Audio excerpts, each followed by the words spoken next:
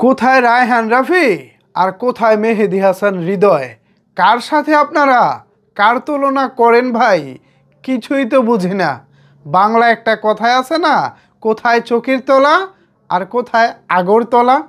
দুটি কি এক হলো? মোটেও দুটি এক হলো না। রায়হান রাফির সাথে তুলনা করা জাস্ট বোকামি ছাড়া আর কিছুই না। রায়হান রাফি বর্তমানে একটা ব্র্যান্ড, যে ব্র্যান্ডের সাথে এই মেহেদি টেহেদির কোনো তুলনা হয় না। যেখানে রায়হান রাফি তুফান সিনেমার শুটিং শুরু করে রিলিজের 2 মাস আগে এবং শুটিং থাকা অবস্থায় 21 দিনের মাথায় তুফানের মতো বড় একটি সিনেমার টিজার নিয়ে আসতে পারে, সেখানে 4 মাস হয়ে গেছে বরবাদের শুটিং হয়েছে, এখনো পর্যন্ত একটি টিজার মেহেদি দিতে পারলো না। তো কার সাথে কার তুলনাটা করেন ভাই? রায়হান রাফি প্রমোশন কিভাবে করতে হয়, প্রমোশন কত প্রকার এবং কি সেটা ভালো করেই জানে। একজন রায়হান রাফি হওয়া এত সোজা না। রায়হান রাফি তিনি যেমন মেধাসম্পন্ন মানুষ, পাশাপাশি সিনেমার জন্য এখন নাম্বার 1 পরিচালক। যারা রাফির বিরোধী পক্ষ আছেন, যারা রাফিকে দেখতে পারে না, তারা পর্যন্ত এক বাক্যে স্বীকার করে রায়হান রাফি একজন জিনিয়াস। আর এই রায়হান রাফির সাথে এখন তুলনা করা হচ্ছে মেহেদী হাসান হৃদয়ের। How funny!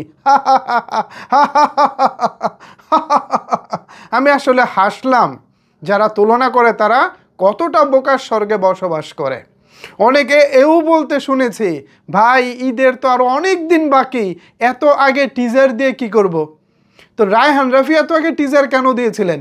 সিনেমা মুক্তির 1.5 মাস আগে টিজার কেন দিয়েছিলেন? তিনি কি কিছু বোঝে না? বোকা? দুধু খায়? দুধের বাচ্চা তিনি? নিশ্চয়ই না। তো তিনি যদি দুধের বাচ্চা না হন, তিনি যদি ছোট বাচ্চা না হন, নাদান বাচ্চা না হন, তাহলে মেহেদী হাসান হৃদয় কি নাদান বাচ্চা? তিনি কি কিছুই বোঝে না? তো না বুঝলে শাকিব খানের মতো এত বড় তারকাকে নিয়ে ওনাকে সিনেমা বানাতে বলেছিল কে?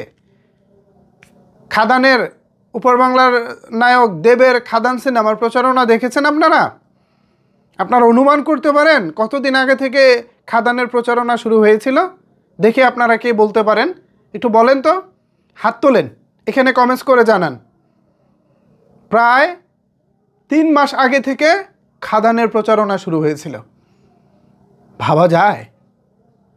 তাও একসাথে 2 সিনেমার প্রচারণা দেব শুরু করেছিলেন, একটা খাদান আরেকটা হচ্ছে টেক্কা।